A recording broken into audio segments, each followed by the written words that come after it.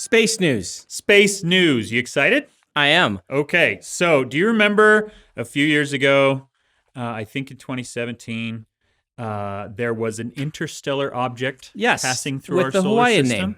Oumuamua. Oumuamua, yes. We now have another one. Having a second Oumuamua? We actually have a third interstellar object. The second one came and went with no fanfare whatsoever. I learned about it today. It was called 2I Borisov.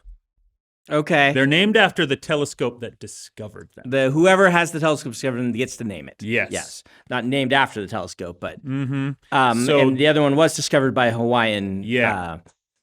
So the other one had that fun thing where for like the briefest minute they thought they discovered extraterrestrial life. Right? You remember that? Yeah. Because the sample sample so excited. had gotten somehow contaminated with Earth bacteria. Well, the thing about Oumuamua was we didn't find it until it was leaving the solar system. Yeah. So its trajectory looked even weirder to us, which had a lot of people convinced that it must be piloted. Well, I remember reading about this. There's another thing. Like it accelerated in a way that defied the laws of physics as we understood them. And it took a while for astronomers to come up with some ideas of why that might be. And I believe it was like certain hydrogen gases escaping, causing some acceleration that was invisible as a corona. Scientists in the chat or in the comments, you can tell me, but I believe they came up with this and said, well, if this is the case, we should be able to find other examples of this.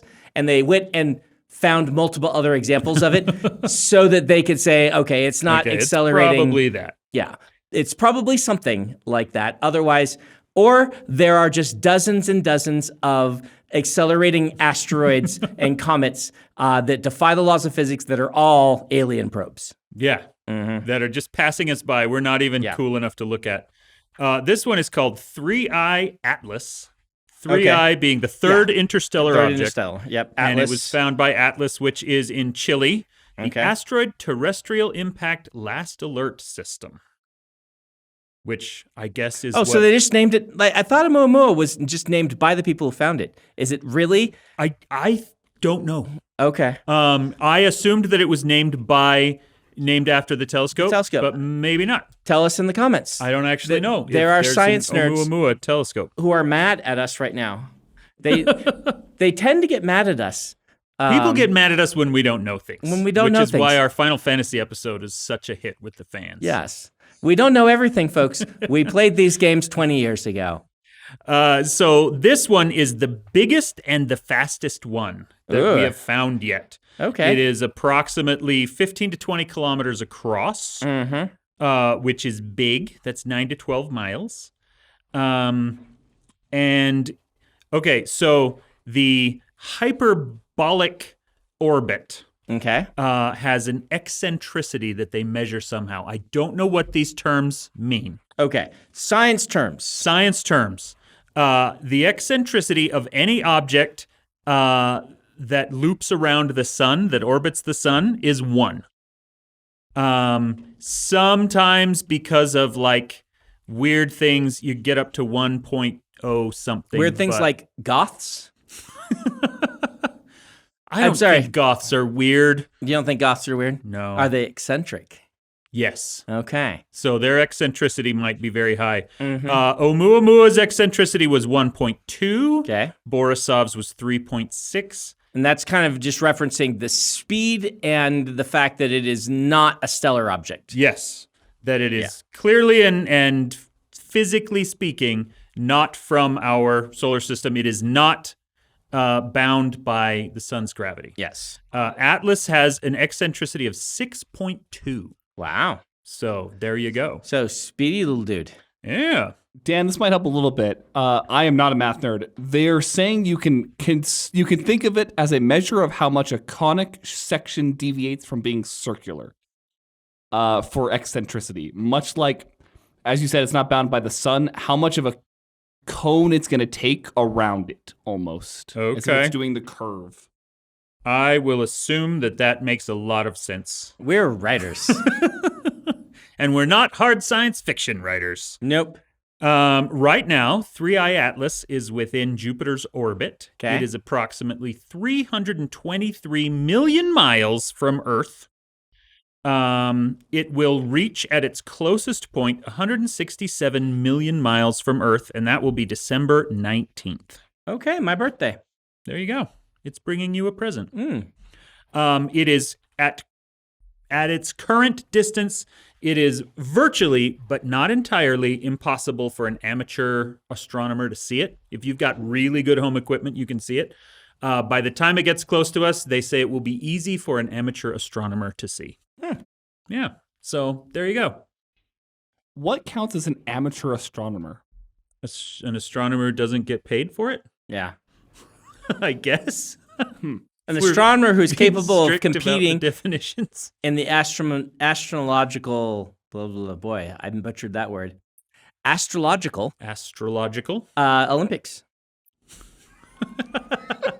A college astronomer. Astronomical, not astrological. The astrological Olympics is a different thing. Totally the astronomical Olympics. They're college astronomers. They're colleges. The astrological Olympics, they just find out when you were born, and that's how they then they determine who wins. Yeah. It's like, oh, I see your date, your birthday. What was your month? Your hour? Mm-hmm. Okay, you win. Okay. Yeah. That's how we know. Good showing. Here's your medal. Well done. So, speaking of space, my son called me. I was in my office waiting for this to start. Okay. And he just listened to the episode where we talked about aliens coming to Earth and abducting people. Yeah, where we ranked Yeah. And he pointed out something that I have never actually heard before. And he was astonished that I had never heard it before. Because we talked about we conjectured... This is about the Greys versus the aliens from other... No, that's a different... We had asked ourselves, why did alien abduction reports skyrocket in the 50s? And we didn't have a good answer. He said that what he has heard, and apparently this is super common, and I've just never heard it, that it's because we set off atomic bombs in the 40s, and that apparently clued the aliens into the fact that these bald monkeys now had a gun. Right. And we were worth paying attention to. It's like that Star Trek movie. Yeah. Where once you hit warp, they can contact you. Before pre-warp, you're off limits. Mm-hmm. So I guess, okay. They were paying attention. He was going to give some reasonable explanation, not the conspiracy explanation. No. Yeah. That's what we got. Okay. Mm-hmm. I really thought you were going, we set off atomic bombs and the radiation messed people up, so they started hallucinating. I don't think that is what happened. No, that doesn't match. No. But I do wonder if the prevalence of the Cold War, the anxiety over the Cold War, the fact that we were actively spying on other people in the world, and they were spying on us, helped with the sort of paranoia about maybe something else is spying on us too. It might be. Mm-hmm. Yeah. On the subject of aliens. Okay. This is my second on the subject of aliens. Okay. Or your third. On Saturday, coming home from a family party, we had the Windrunner, your theater that night, and none of my kids had ever seen Independence Day. So we showed them Independence Day.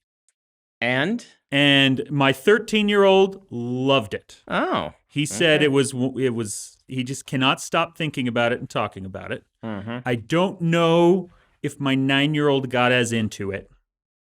And my 16-year-old, he just talks about Lord of the Rings all the time. I don't think it really affected him in any way. But, okay. How do you feel it held up? Honestly, Act 1 is killer. It is so good, which is just hey, these things are coming, what's going on, and then they end with destroying landmarks and stuff. That is pretty great. I was genuinely surprised that it was so much better than I remember it being. Act 2 was scattered. And Act 3, where they go and use an Apple computer to hack into an alien operating system, is as ridiculous as it has always been. I mean, Jeff Goldblum and Will Smith. I mean, the cast of that show is stacked. Oh, yeah. The cast was great. My daughter, who's at college right now, she was shocked at how hot Jeff Goldblum was in that movie.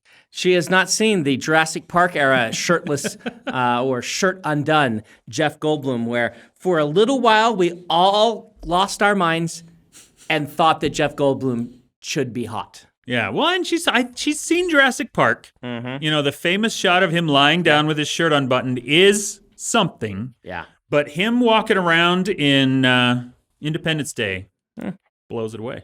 Okay. Yeah. I like Independence Day. I think it is a good film. I was in Korea when it came out. I was in Mexico when it came out. And the amount of advertising for it was so enormous that it reached even there. And I'm like, well, I have to see this movie when I get back. It was the movie that when I get back, I'm like, I would like to see this movie, please. And I saw it, and it was everything I expected it to be, done very well. I entered the MTC like... That's the place where the missionaries first Missionary go. Training Center. Honestly, just a couple of days before the movie came out. Okay. Or it might have been a month before. I think I might have entered like June, early June, and it came out early July. Anyway, I'd already seen the commercials for it. I was very excited for it. I was excited for it all through my mission, which is 2 years long. Yep. And then my very last mission companion was the only gringo that I had. Okay. And as I was getting ready to go home, he said, "What are you going to do when you get home?" And I said, "I'm going to go watch Independence Day because the ads for it looked really good." And he said, "It's okay. Men in Black is better." And I had never heard of Men in Black. And I came home. Oh, also, at one point on my mission, I had seen a commercial for Fifth Element. Okay. So I came home. I watched all three of those. And he was absolutely right. Men in Black was the best one. I am very fond of Fifth Element. Men in Black is structurally, conceptually, just everything. It's a stronger film, but I like the gumption that Fifth Element has, and I would probably pick it as favored over Men in Black. Really? If I were going to choose. I love the imagination it has. The absolute swinging for the fences on every visual in the entire movie. Absolutely love Fifth Element. So, though it's important to point out that Luc Besson has proven himself to be terrible. Yeah, and some of the scenes in that, in retrospect, you look back at and you're like, oh, it's in here. Yeah. This is kind of bad and voyeuristic and non-consensual and So, of the three, I would pick Men in Black as the top. I think it has the stronger script. It has the strongest script. It has the strongest emotional core to it. It's great. Yeah. Just, Fifth Element, that's the sort of science fiction. Like, we've got three genres of science fiction represented in those three films, right? Yeah. We've got the space opera, high imagination, let's do crazy stuff. We've got the urban science fiction, the hidden world science fiction. Yeah. And then we've got, Alien Invasion, Earth disaster film. And of those three genres, the space opera is my favorite. So that might be influencing me. And that's absolutely fair. Men in Black is so good. We showed that to our kids recently. Man, it holds up so well. That script is so tight. The ending is so well written. And the actor playing the bug. Oh yeah. Is just, which is Vincent D'Onofrio, isn't it? I don't remember his name, but he is if the Academy were actually about who's the best actor, he would have had no competition. None at all. If it were not who can cry the best, if it were who's the best actor, playing a guy wearing the suit of another guy who doesn't know how to walk in a human body so convincingly is just absolute genius. Yeah. But that ending is so good. And I do love a big, good, spectacular ending. That might be the first movie that I saw. No, it's not the first Tommy Lee Jones movie I saw because he was in that Batman one, Batman Forever. But Will Smith, was Independence Day his first big movie? I want to say, was Independence Day before Bad Boys? Yeah, let me double check, but I want to say yes. Because I think Independence Day is the one that made him a star. Yeah. And then he was in like every summer blockbuster for 6 or 7 years. The most bankable star in Hollywood for a good decade, I would say. Bad Boys was 95, Independence Day was 96. Haha. Okay. Bad Boys. So, I thought Bad Boys was the thing that made him kind of But Will Smith really had, during those next 3 or 4 years, all him. He was in a ton of stuff. What did he have before Bad Boys? Anything? Well, Fresh Prince. Well, yeah, right. I'm talking about he movies. Went rapper into television star. Yeah. Where he really did kill it. Yeah. And then to movie star. So he had 3 films. He had 6 Degrees of Separation, Made in America, and Where the Days Take You. Okay, then Bad Boys came out. So Bad Boys is the big one. Yeah. And then Independence Day was superstardom. Yes. Because immediately after Independence Day was Men in Black. And then Wild Wild West. Wild Wild West that he famously turned down The Matrix to make, I believe. Really? That might be urban legend, but that's the urban legend that people tell. I have heard so many different movies that he has allegedly turned down. If every rumor about him is true, he's got the worst eye for good scripts in the business. Though at the time, he would have been the number one actor if you wanted a male lead. You asked for him. Yeah. He was bigger than Tom Cruise during the era where Tom Cruise was biggest, I think. More bankable. Tom Cruise has never had big money-making films. He's always been able to anchor something, be successful, but his films they weren't Will Smith caliber blockbusters. Now, that doesn't mean he didn't make good films. Yeah. Right? Do you know who, at current time of recording, has the most money-making filmography? I do.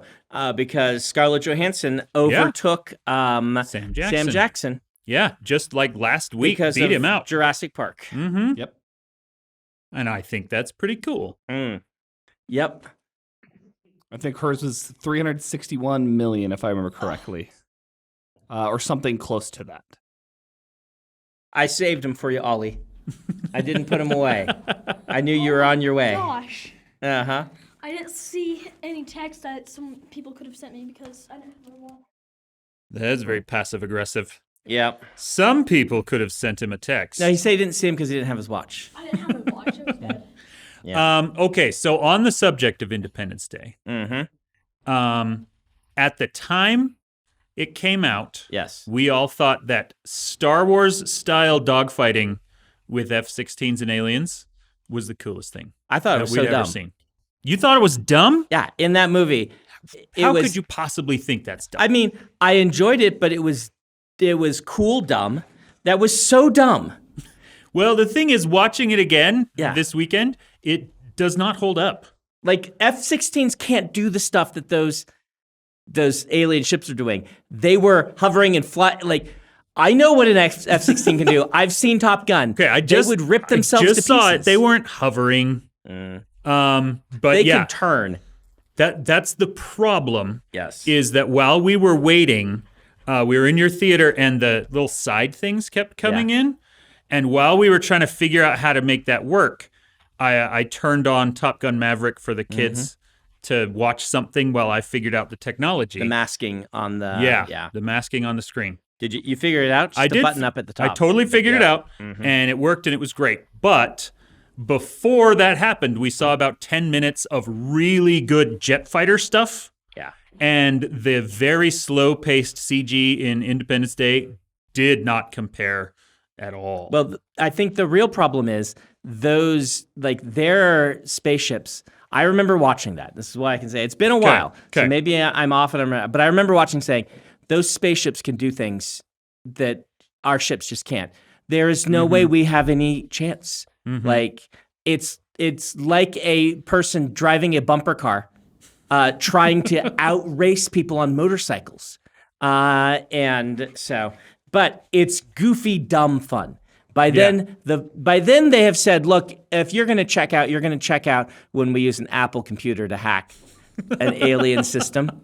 And so we've already had Brent Spiner turn into an alien thing. And by then you're just like, all right, this is the film we're watching. You know who else was in it that I completely did not remember and did not recognize at the time was Jane from Firefly. Oh. He's got actually a pretty big role. He runs Area 51. Yep. He's all over that movie. I just didn't know who he was at the time. I remember in college, in the post mission days, the big joke about Independence Day was that Apple's operating system itself was the virus that took down the aliens.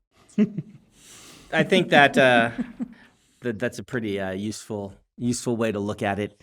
It's so ridiculous. Yeah. But it is a lot of fun. Do you like disaster movies in general? Not really. Yeah. I am weird in that I feel like I am one of the few people who really liked Poseidon Adventure. I do like Poseidon Adventure, the old one, right? Yeah, the old one. Yeah. Okay, good, because I've seen nothing but contempt for it. Really? From a lot of online sources. Huh. I think it is great. I think it's a hoot. It's a lot of fun. Yeah. I mean, just escaping from a sinking ship would mean nothing. But escaping from a sinking ship that's upside down turns the whole thing very, very interesting. Plus, it's got a great cast. Yeah, I do like this Poseidon Adventure. But I would agree with you. For me, disaster films are not a genre that I am drawn to. And I feel like, in particular, Roland Emmerich has been trying to make the same film over and over, and he already had done it so well in Independence Day that it's just like, just not feeling it. Because his Godzilla is like the worst of the Godzillas. Yep. And then he did 2012. Did he do Day After Tomorrow? He did. Yeah. Now, Little Donald. Yes. You seem to really like Roland Emmerich. I am an Emmerich apologist in that I think you are absolutely correct. Roland Emmerich has made the same movie for the last 20 years. Absolutely. However, going to Moonfall on premiere night by yourself in an empty theater, which is telling, was one of the funniest experiences of all time. And one of the most fun. There was maybe one other person in there, and they did not understand that I was going to, enjoy the entire movie thoroughly. I think Dan actually hit this perfectly. I think Emmerich has a great first act in most of his movies. His problem is pacing. He does an explosive first act. He does this in 2012. He does this in Independence Day. He does this in Day After Tomorrow. And then for the next hour, we kind of just have nothing. Independence Day is better at lingering it on. 2012, Day After Tomorrow, it just fails upon that. Moonfall fixes it a little bit, but he is probably my soft favorite director, jokingly, because I would love to meet him and go, I don't know how you continue to convince Hollywood to give you $150 million, $200 million to make another disaster movie. But I want to know how. I want to do the same thing. Well, do they make money? Because bad movies that make Day. money is basically what Hollywood was built on. It's kind of. Independence Day definitely has made its money back. Resurgence, the second one, which no one should see, did not make its money back. He also did Midway. I always forget about that. They do decently. I know that Moonfall did not make its money back. $150 million. Had like 70 in the box office. I don't know if I've even heard of Moonfall. Is that a movie about the moon crashing into the earth? Dan, if we ever get a movie night together, we should watch Moonfall. This is probably one of my favorite fake movies of all time. The entire plot is quite literally, what if the moon starts to slowly fall into the earth? Okay. One of the moons? What? So, yes. Here's the problem with Moonfall. and I won't say anything else because it's better just watching it. Okay. The plot of Moonfall is basically the plot of Halo disguised in what's the Earth conspiracy? The Hollow Earth conspiracy. Think Hollow Moon though. And somehow with the combination of Halo, you have a movie. And it is delightfully terrible. Well, we've been talking for 4 years about getting Bad Movie Night back on the calendar. We might have to actually do it. You should just schedule it. I will do it. If we get an episode talking about Moonfall, that would be the greatest podcast episode ever for me. At Dan, least. we only have a few minutes left, but I want to ask: are you going to go see Superman? As the recording, it came out yesterday. Oh, it's out? Yes. I have been at a youth camp all week. I am going to see Superman. I'm very excited to see Superman. You are excited. Mm-hmm. So you're excited because of Superman, because of James Gunn, or some combination between? Yeah, I think the trailers look really great. Mm-hmm. I have really enjoyed James Gunn's previous movies. I think he's a good director and he's a good ensemble director. And I really, really did not enjoy any of the Zack Snyder Superman stuff. And I think we've talked about that before. Yes. And so I'm excited for a brightly colored, hopeful take on Superman again. Yeah, I went to see Man of Steel with Howard Taylor opening week. Oh, wow. Because I like Superman. Mm-hmm. I like the idea of the hopeful superhero. And I actually realized I've read a decent number of like the big Superman comics. I'm not a comic book person, but what I have read are things like All-Star Superman, Kingdom Come, some of these things that the death and rebirth of Superman. I've read all of those. Yeah. And there's something about Superman. And so as much as I like some things about the Zack Snyder Man of Steel, the movie itself I don't think worked. Yeah. And beyond that, it was not the hopeful take on Superman I wanted to see. No. So I am cautiously optimistic. It does fit into this episode thematically because it is essentially a disaster movie. Yes.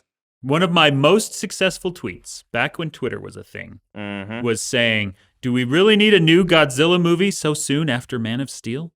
There you are. It really kind of was. And I think part of the problem is they then embraced that because everyone complained about that. And it just made the rest of it a little, I don't know. Like when they started the Batman v Superman with Batman's perspective on the ground of all the disaster that Superman's causing. Yeah, we've talked about it. I was like, you are just now. I feel like you're winking at me. Right? Oh, we'll deal with it. Look, Batman's concerned too. I don't know. You posed an interesting question, Brandon. Have we left the era of quote unquote the gritty take on superheroes? Well, if Superman is successful, I would say yes. The thing is, were we ever there? Like Marvel was never gritty. DC did gritty to try to contrast against Marvel and failed. The successful DC movies were not gritty. The Nolan Batman movies were absolutely gritty. Yes, Nolan Batman movies were gritty, and the pitch for Man of Steel was, let's do that. Yeah. Right? And I wouldn't call the original X-Men movies gritty, but they were definitely trying to be a slightly more realistic take. Trying to be grounded, which is different from gritty. Which is different. So I don't think we were ever in that era, except briefly. I will agree with Dan. During the Nolan era, we flirted with it, but then Iron Man came out, and it's not like in comics, where for a while everything successful was dour because of Watchmen. Yeah. Watchmen and Dark Knight. Yep. So, yeah, and with James Gunn in particular, even his Suicide Squad, which was very violent, was still very brightly colored and hopeful overall. So, yeah, I think that's what we've got. But I have not seen Superman yet. By the time this comes out, there will already be a common consensus about it. And people will say, oh, these fools for not knowing what we already know weeks later. How's that, Ben?